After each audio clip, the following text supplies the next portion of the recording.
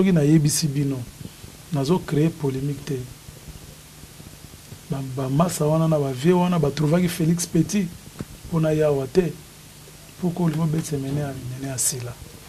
Ça c'est le même le producteur qui m'a dit ça. Alors yé mon père oya oloba yango ali mais je comprends plus votre communauté. Ngana beti bate belawa yo oya oloba te. Mais pourquoi les recomis tournent yo donc bazo harceler nga vraiment na annuler concert pourquoi? Mais to monaki ermoko masanao kofilm da kotaki awa koti et puis abimi na eka kabongo na ebité est-ce que beaucoup tanaki na été ou quoi na éviter le neligay. Mais pourquoi ba masa ba eka lelo? Ba on peut ba betara te pourquoi ba invitera ivala te? Ba beti ba concert ebele ba bandi ba Olympia ba Zénith ti ba lokene ba Bercy ba invitera benga te. Na ko plaire. Donc limbo le lisanga. Bolé lisanga na ko plaire.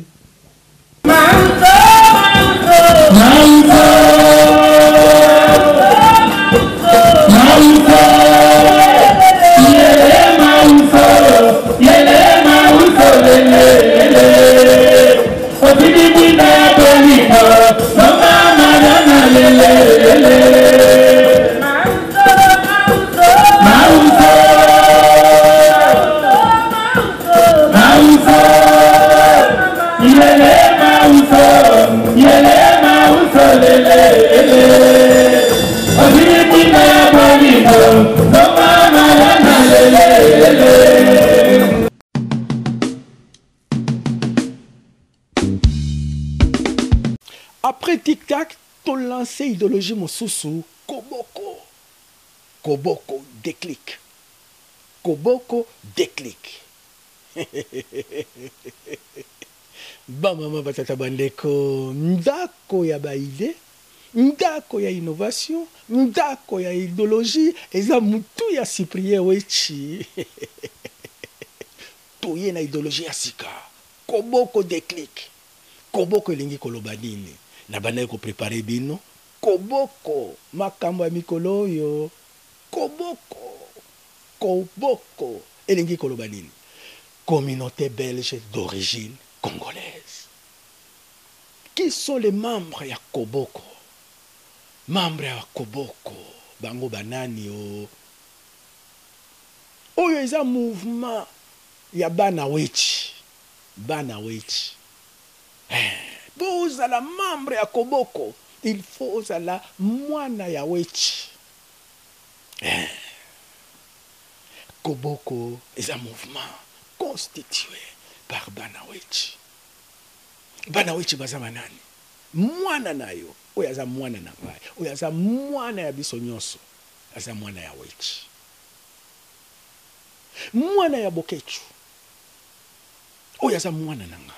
Mwana ya odombo. Oyaza mwana na ngai. Oyaza mwana na biso nyonso. Membre ya Koboko. Mwana ya yuyu mutu moshi.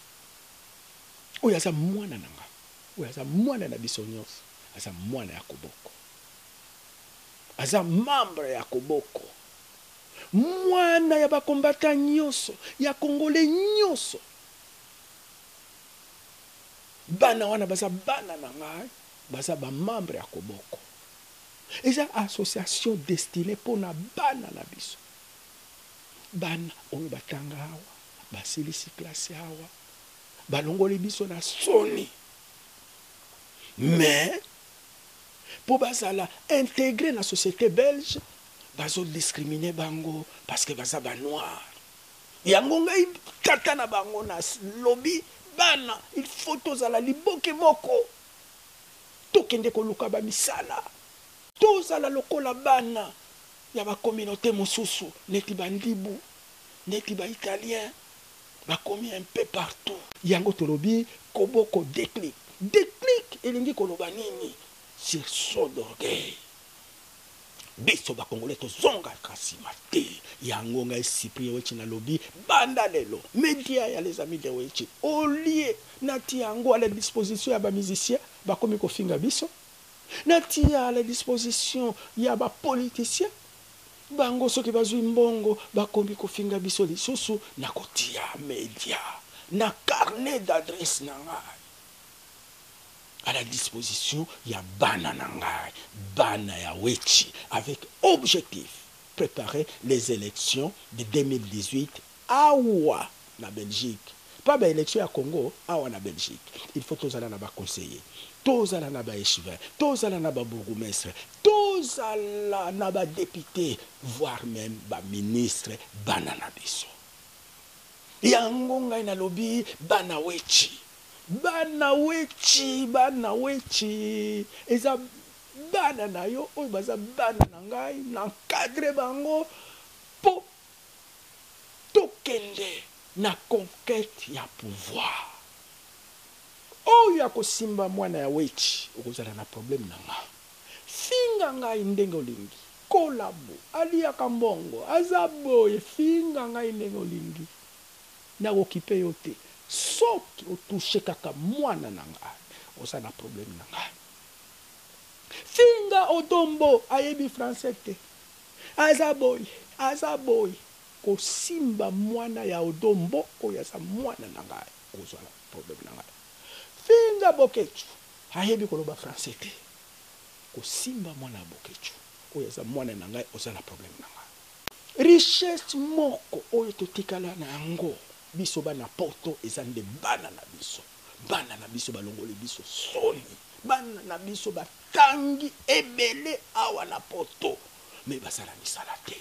Ngai tata na bango na sala carnet d'adresse ndenge bozomona ngai wana na premier ministre na komema bana na ngai epa ya ba premier ministre na komema bana na ngai toluka ba boulot avec cette idéologie mokili etambolaka na mbongo. Bana ya wechi na kolakisa bango ndenge nini balukaka mbongo ya moyibi te, me mbongo ya motoki na yo mokili etambolaka na mbongo. Il faut bana na ngai bazala ba infirmier, ba plombier, bazala un peu partout. Nde idéologie ya sika. Koboko déclic. Bana ya wechi. Lokola biso tolobaka, tobandi déjà. Mais que nous sommes na bandaki kovanda awa, na bandaki ko préparer déjà bana wechi. Lelo lokola na lobi yango na télévision, bolanda bana wechi. Congo Déclic. Pourquoi Congo Déclic? Parce qu'à la commune d'Ixelles, quand on a voulu changer le nom Matongé, on a eu un déclic. Nous, Congolais, ou Belges d'origine congolaise, on était dehors. Et à l'intérieur, c'était les autres qui décidaient de l'avenir de notre quartier Matongé. Congo Déclic, donc toujours na masolo na biso, hein, donc il y a communauté congolaise, tout est Catherine Moreau, il y a moi leader côté donc pour la PS. Donc, tout est concerné, tout aborder le sujet, la diversité, la moyenbe, le problème de la coco, les bazotika, la bandaku. Donc, ma soeur est vraiment belle. Donc, na évité beaucoup l'andana vient à biso wechi, donc à expliquer bino na quatre émissions.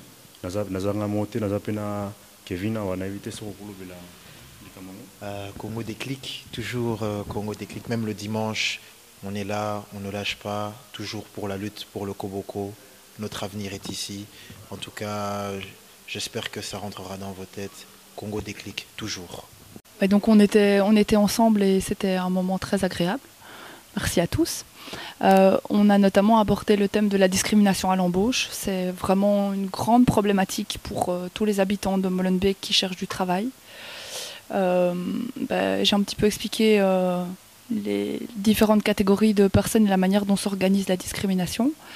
Et j'ai parlé d'un projet que j'ai déposé à la région qui vise à ce qu'on ne donne plus aucune aide, quelle que soit la nature de cette aide, que ce soit une aide fiscale ou une aide financière, un bonus, quelle que soit la nature de l'aide, plus aucune aide aux entreprises qui engageraient moins de 20% de personnes qui sont issues des quartiers qui ont un chômage plus élevé que la médiane. Parce que moi je trouve que Catherine, c'est une jeune femme qui a beaucoup de projets, qui a des projets au niveau de Molenbeek, qui a des projets au niveau du Parlement et qui a des projets pour les jeunes. Voilà, et les jeunes que j'ai amenés sont vraiment intéressés par surtout l'avenir ici, parce que nous, on s'est dit, leur avenir, c'est ici. Il ne faut pas commencer à dire, oui, je vais rentrer en Guinée, je vais rentrer au Mali. Tu es né ici, tes parents ont vécu ici, tes parents ont étudié ici. Moi, je pense qu'il faut profiter de la situation et travailler et faire son nid ici aussi, comme tout le monde. Voilà. Moi, je ne peux pas te dire le nombre de sans-papiers que j'ai amenés dans les maisons médicales. Hein. Sans-papiers, incognito, ils se font soigner, ils reçoivent leur prescription et ils ne sont poursuivis par personne. Donc, c'est possible de se faire soigner même si on n'a pas de papier ici? Absolument, absolument. Moi, j'ai été avec beaucoup de personnes sans papier dans les maisons médicales. Avant de continuer, la possibilité c'est la kawa, mais biso ba congolais, to bomba kayango, objectif. Il y a une émission Oyo qu'on rencontre batu Oyo basalisaka bandeko na biso lokola mama Laetitia yemoko alobi ceux qui sont sans papier au tombé malade bobengi biso tokomema bino et pas ya ba médecin boko joa traitement même ceux qui sont na mbongo te.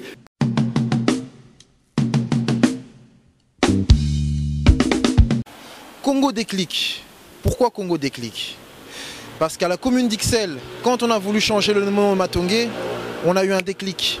Nous, Congolais, ou Belges d'origine congolaise, on était dehors. Et à l'intérieur, c'était les autres qui décidaient de l'avenir de notre quartier Matongé. Congo déclic. Donc on a fait un constat, nous les jeunes Belges d'origine congolaise, on a compris que finalement on était à la fois partout, introduits partout, mais quelque part, nulle part. Donc on est à ce qu'on m'a sola Congo quoi. Donc Congo déclic, batata ba maman donc pour soutenir biso na projet Oyo, ya Koboko. Donc na Jean-Yves qui tente à muta CDH. Donc tozana bino bana ya Congo, bana RDC. Il y a eu à l'époque le média télé Matongé qui pour des raisons qu'on ne développera pas ici n'est plus. Donc on espère que ça reviendra. Mais voilà, donc toutes ces choses-là qui, à un moment donné, ont été des pas en avant. À une époque, on a fait 10 pas en avant, et là, on en a fait, je crois, au moins 4-5 en arrière. Donc, je pense que notre génération doit pouvoir porter d'autres combats, parce que la génération de nos aînés, comme j'ai dit tout à l'heure, a défoncé la porte, et il serait vraiment triste que cette porte se referme sans que notre génération ait pu se saisir du travail qui a été le leur et faire avancer les choses de manière beaucoup plus loin, tout simplement.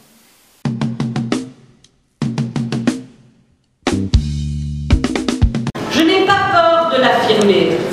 Nos outils de démocratie sont dépassés. La démocratie participative, nous la vivons. Je suis fière, mesdames et messieurs, je suis fière de revendiquer cette particularité qui est la nôtre. Nous sommes le seul Parlement, excusez-moi, Charles Piquet était là, mais c'est vrai, et le tout nouveau désigné président du Parlement de la communauté germanophone, mais c'est vrai, Monsieur Mizel, mais c'est vrai que nous sommes le seul Parlement à ouvrir constamment ses portes aux citoyens, à leurs revendications et à leurs besoins. Oui, à l'occasion des jeudis d'hémicycle, notre Parlement est envahi par la société civile, 1, 2, voire 3 fois par mois. Et je remercie tous ceux qui y ont participé, et vous êtes de nombreux, je vous ai embrassé à côté de Fadila Danan, vous êtes nombreux à avoir envahi notre hémicycle.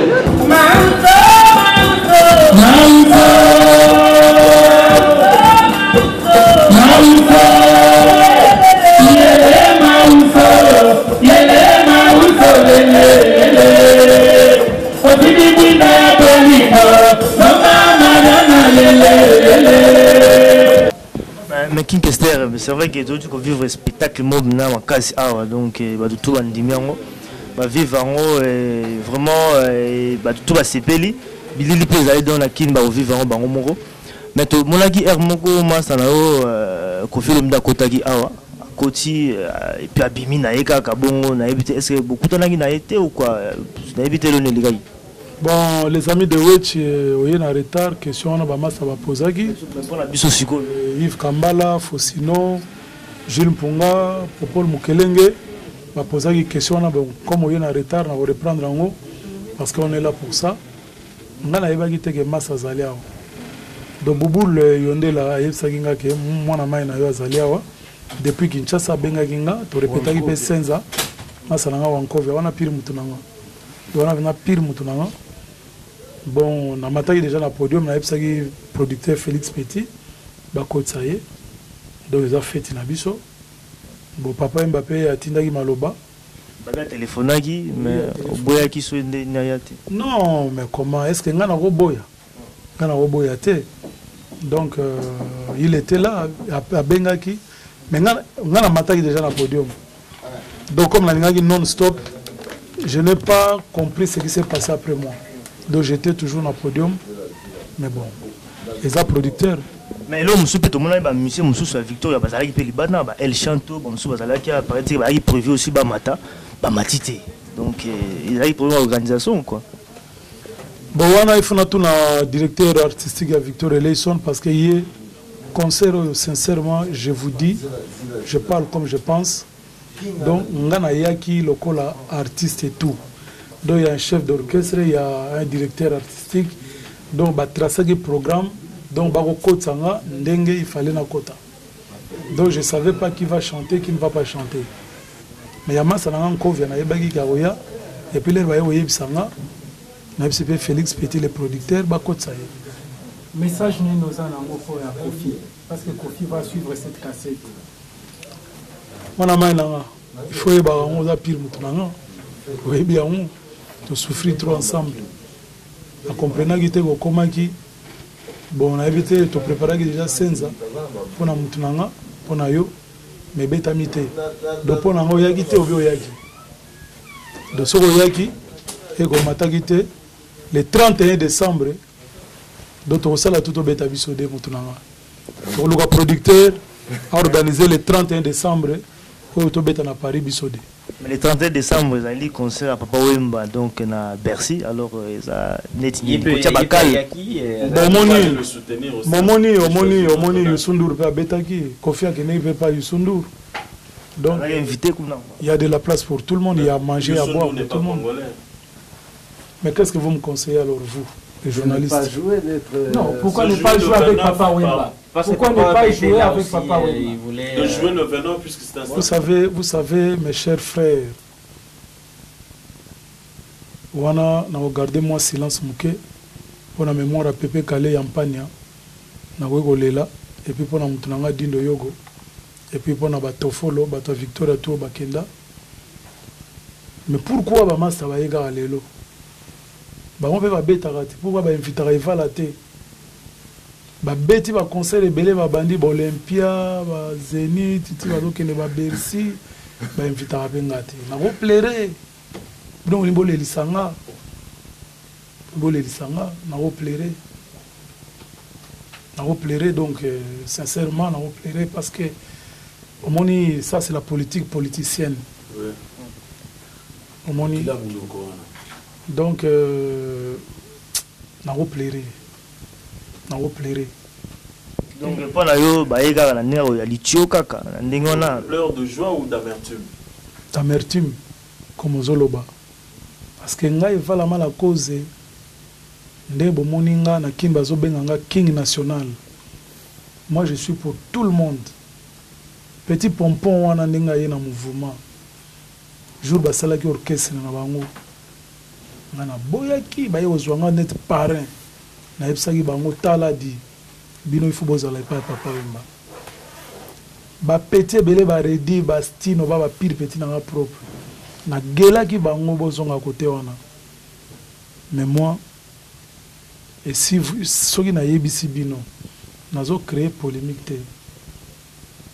Ba massa wana na ba vie wana ba trouvaki Félix Petit pour na yawa te. Pourquoi il faut se mener à Sila? Ça, c'est le producteur qui m'a dit ça. Alors, il y a mon père, il y a Olobayango. Ali, mais je comprends plus votre communauté. Nana beti bate belawa yo oya Olobate.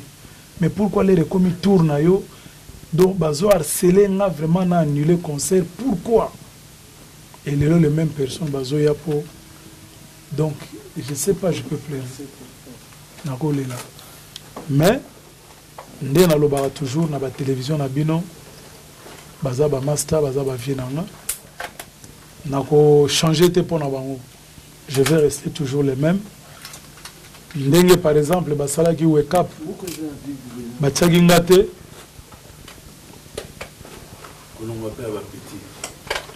na orchestre ekufi lelo orchestre ekufi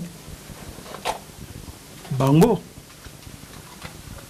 lelo orchestre ekufi bon nakoloba bango te parce que so nalobi bato bamonanga mabe mais vérité lere mosusu ezalaka bien baloba yango lelo oyo même bazoloba orchestre oyo bamasana nga na bavie bato babomi mouvement balongoli bamusicien mpo na intérêt personnel alors pourquoi lelo oyo nakoplere nakolela mpo eza moko eza mawa trop quoi eza mawa trop nga komisaka bango nga alingaka bango nakomisaka bango chaque fois soki otali chaque fois bazalaka boye nga nazalaka toujours wana c'est comme soki botangi psaume 23 na bamalheur na bango na badeuil na bango na bamaladi na bango to nazalaka me na yanga namonaka motu te à part lelo eza bisengo King Kester, au moniteur que Oyo Sala na Viva, au Kenda après 5 ans na Viva, ba petit no ba sali pe 5 ans ba qui yo pe na complicité na verki c'est pour ça là pe papa mama be pour mais non qui tu parles pe parce que bino bozali wa makambo na lobaki on na télévision na King qui tu parles pe péri par le pe ngana sala qui 5 à 7 ans à vivre à la musique. Na longwaki na vivre à la musique parce que une année après na pesa ki banzembo batankale bangonda badikando badembela banzembo ebele donc na vivre ti lelo je suis actionnaire so ezali ba société mindele mais na zwa mbongo mais kana elekaki trop to ozwa l'art tu l'arrêté, calculer que tu es tourné na poto 6 mois, tu as 200 francs français. Tu as na Palladium 2 concerts, donc on a 100 francs à Pam. Donc quand on est qui na vive la musique, il y avait de quoi battre balongo. Mais na Victor et ils sont battre balongo pour rien. Bo pesa nzembo te, bo sala elo mogote énergie. Batie mingongo na bango na Bamingongo, est-ce que nga na tia bamingongo na vive la musique na banzemba papa Wemba? Est-ce que na réclame kango? Mais maloba ki banzembo mususu ba pesaki na kati ya longue histoire. Mais oya pesaki banzembo ya oyebisa bino. Moto apesaki na ba petit na nga na moto apesaki banzembo. Aloba ki apesaki nga tel nzembo. Moto moko apesaki nzembo. Ba petit ne baki diaboliser. Baki diaboliser, ba petit baki diaboliser. Bon. Eza nde balobaka soki ba ange na Dieu bazobunda likolo biso ata mabele ezaki masa na nga na pembeni ezaki ya diaboliser ba petit bon baomona soki mamona bafila kumbundu tali bango donc c'est vous dire que na vive la musique à l'air na longwe na sali Victor et les na ba bipoli une année après ça n'avait pas tardé qui tue par l'épée périt par l'épée ba bipoli ba tutu ba tofolo ba 8 kilos, Mongolais, Safro Manzangi, Pacho Star, Batutu Bakindegi, Basaki, Victoria, principal. Donc ça dit, si j'avais mal agi, donc Dieu aussi m'avait puni. Mais Dieu, à mon avis, que j'avais raison. Il y a une continuité, on a tilelo, to comment être Seigneur Lei, to comment être Franco. Pourquoi j'ai dit Franco? Na Seigneur Lei parce que sur le docteur Nico Bamisé, Bakenda Kaka. Donc, comme institution, les gens s'en vont, les institutions restent faux sinon. Donc, ils à la tête parce que dans le mois, ils vivent. Punition, on a un sinazwa qui a un babipoli, bakindiki. Mais comme on a bossé, j'ai bossé, Tilelo Nazali. Dieu ne punit pas pour une même faute deux fois. Mais est-ce que tu as peut-être les Mikolo, quoi, donc tu bêta siko Zénith, sur ta programme nous andé, dans mon délégation et dans mon délégation moi mnene. Est-ce que vous gérez la situation dans Kinkester? Comment ni basalo yo, ngai to se jour de bêta Zénith ba mindele ba ye. Ndenge to lobela toujours musique na biso za na ghetto, biso tout na ghetto. Parce que to bêta za bande on a biso ba congolais, des appels na parking, ba congolais, ba angolais, ba to Brazzaville. Africain mususu baye mais bomoni ba mindele te et vous avez beti na mboka na bango mindele baye te et puis to Youssou rabeta na 20h je crois de 20h ti ba minuit et biso to beti de 23h ti tongo donc les accords à la parking vous allez comprendre donc Zénith c'est un Zénith comme ba Zénith ba massa ba beta reza Zénith moko ndenge moko mais je pense que bino mo bo pesa ba point peut-être ndena zo yo bino ba journaliste bozolo ba spectacle bien bon na boye peut-être mon pourcentage de pour un spectacle. Le compéto.